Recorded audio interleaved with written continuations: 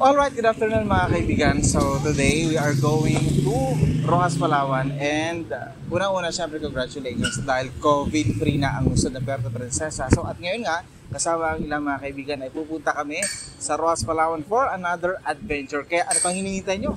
Tara na!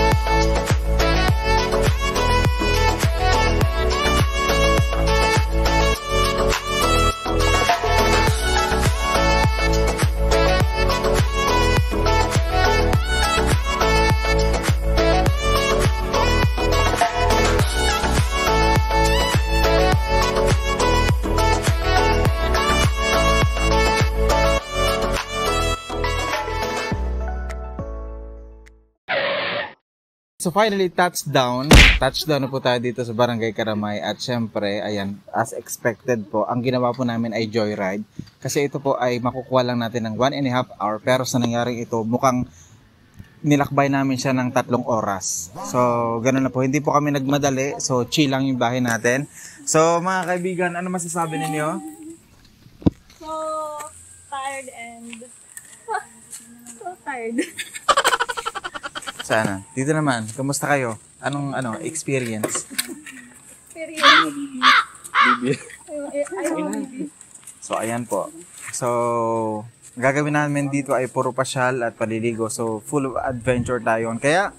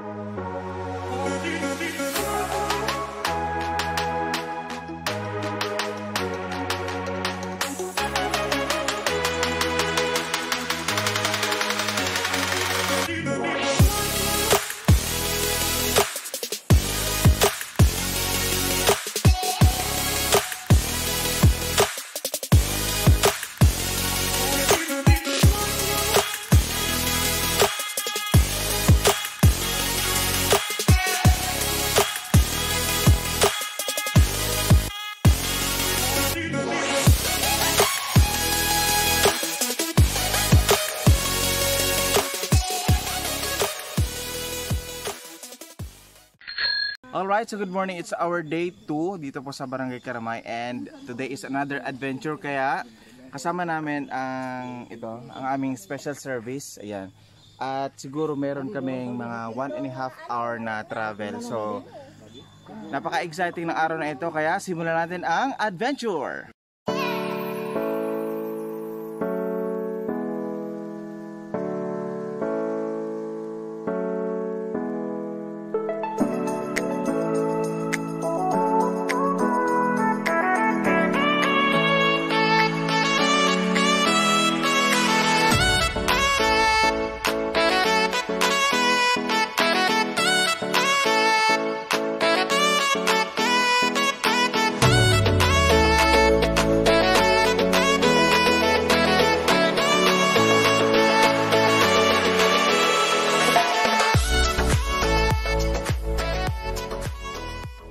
Kitang-kita nyo naman kung gaano kaganda yung kalikasan natin.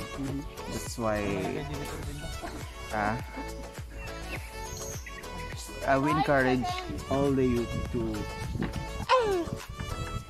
help us to maintain Tusok. preservation and conservation of our natural resources. Bantay bantay. Always look for the Sinampal ng dahon. beauty in it and faces the children and assess yourself. I believe Where that you the can children give some- is our future. Teach them well and Para gusto ko magbaba. I would like The universe. Ano ngayon? brother.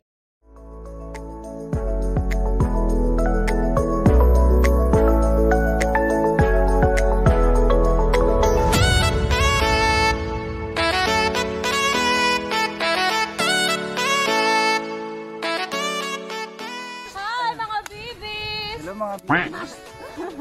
So, ayan po. Kung nakikita ninyo, ang saya ng rides namin and with Shushu out there. Sasha? Ay, lalaki. naiwan na ako. So, ang saya.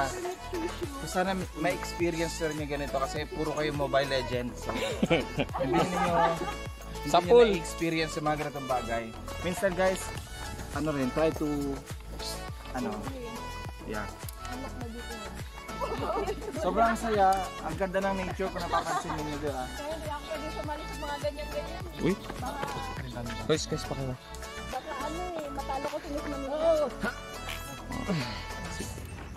Yes. Dito ating balance. parang may pababa na.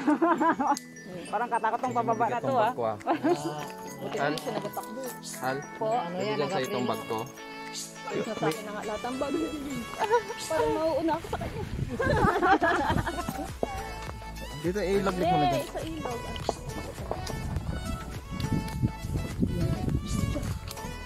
Pagod ako bigla dun. Ang bilis niya nga. Ang bilis yan.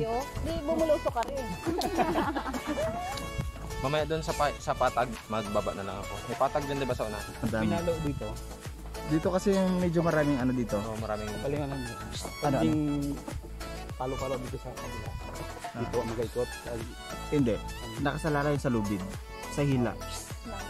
Pero may rin yan, may Saka hindi mo na siya kailangan may dito sa daan. may autopilot yan. Kasi natanggal yung ano sa... Kailangan mo. Kaya, Ay, naku. naiwan ko sa gitna, tinatanggal yung kapit doon sa kalabaw. Oy, kapit ha. Shushu, Pokeball! Sarap, di ba? Kaya mo yan, ga. Nabasa ka ga. Okay lang, maliligo din naman mamaya. Ay.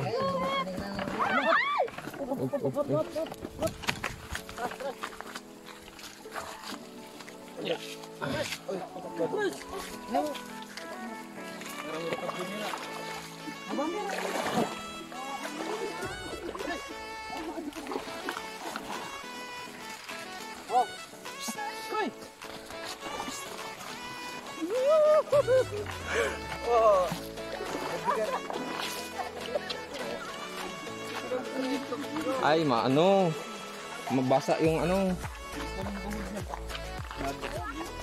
Dapat siya.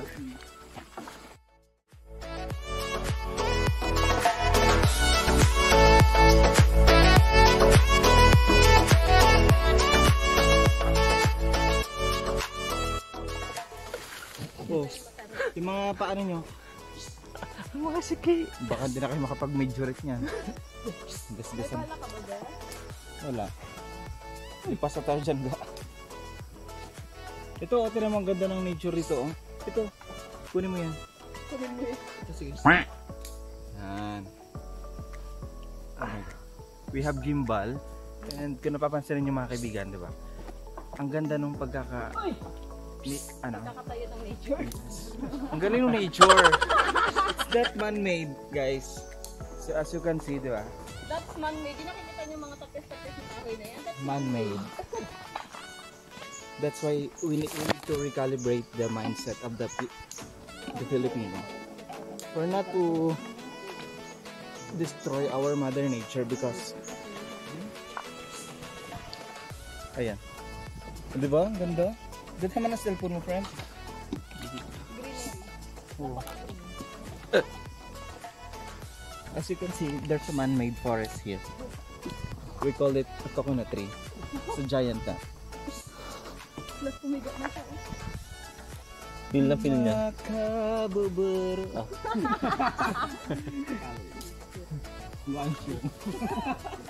Pag magkanta makababurong kailangan ng mga biskuit ipalwa rin. Grabe.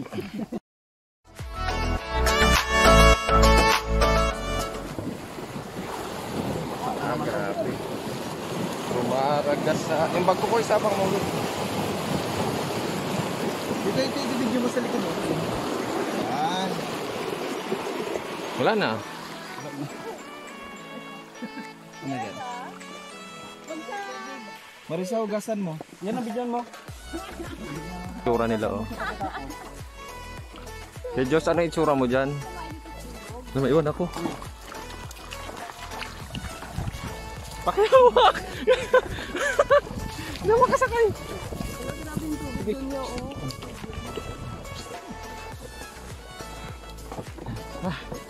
Bakit parang ano siya? Ang hirap maging, ano, photographer. So ano masasabi mo sa ano natin? Ito lang, photographer ang JP. Dalagan-dalagan. Dalagang. Ang pagod ba? Oo. Mayroong napakagandang view dito, Marisa. Yung legs mo talaga. Yung legs mo yung napakagandang view. Tandaan mo, wholesome lang ilalagay natin. Ay, wholesome ba?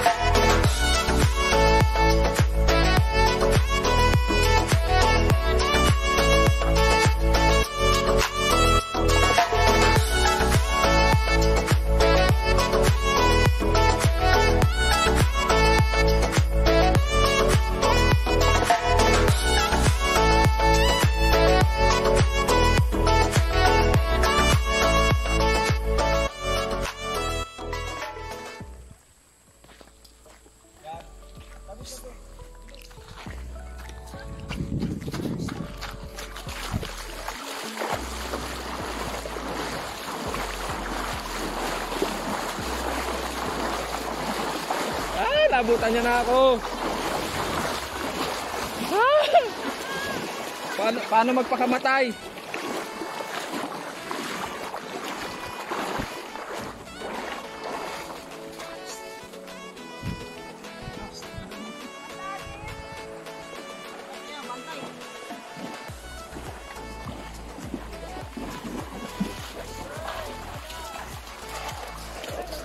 Hello.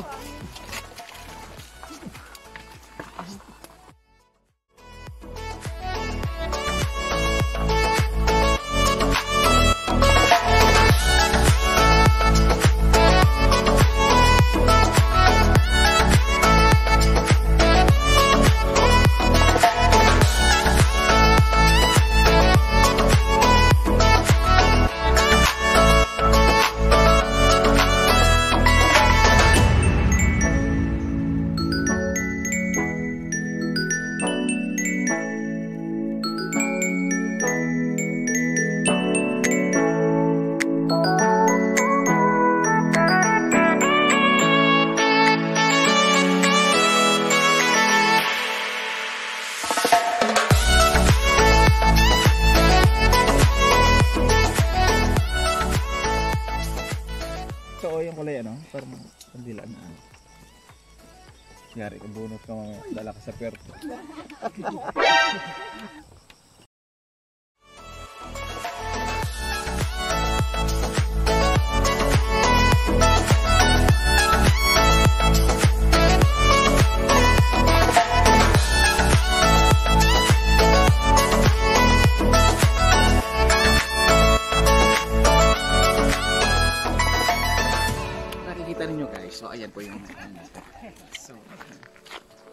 Pakimay na lang po, pinaka-jacket.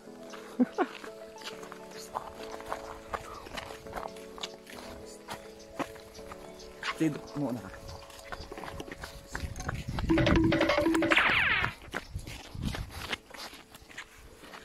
Yan. Sabi ko.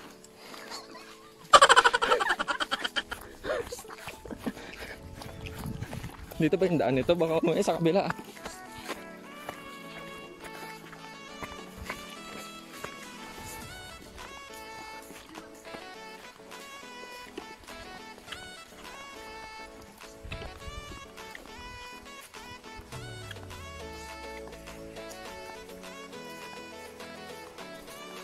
Yun guys, malapit na tayo sa ating pupuntahan. So, siguro mga ano lang, 10 to 20 minutes na lang yung ano natin, travel natin. So, depende po yan sa bilis ng eroplano natin.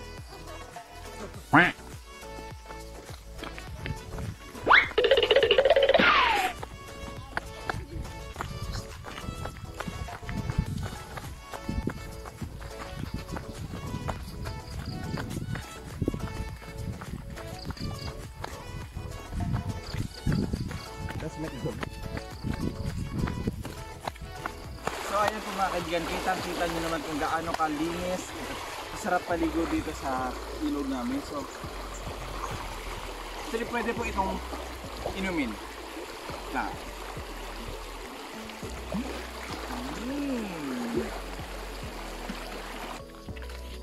Video. So ayan, kung mapapansin niyo, ito is sa mga alaga kong baka dito, nasa 5 months na siya. So medyo matagal ko siyang pinalaki. And this is the first time na inuwi ko yung alaga ko. So mamaya babalikan natin siya.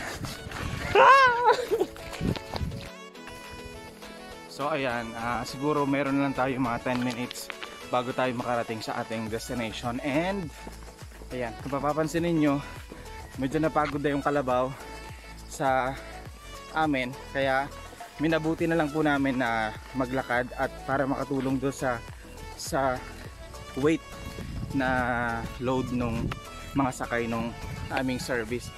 And sobrang na-excite na kaming maligo dahil ang dami na namin nadaan ng mga magagandang ilog. And sana hindi umulan at hindi bumaha para clear pa rin yung tubig hanggang sa pagligo namin. So see you!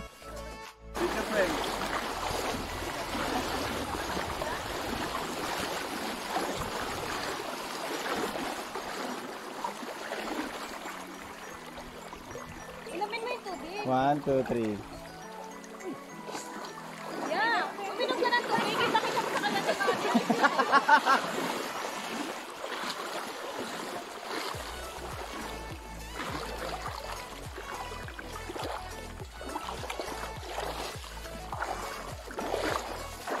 Mag-vlog ka ba doon?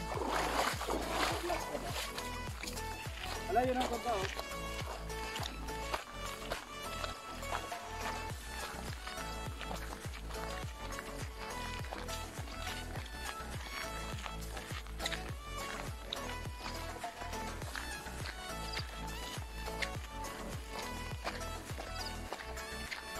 Yan, so finally guys, after siguro mga ilang oras natin na mga 1.5 hour natin na travel, so malapit na tayo dito sa ating destination and siguro mga it takes 5 minutes na lang before our final destination and we welcome you to Caymanan.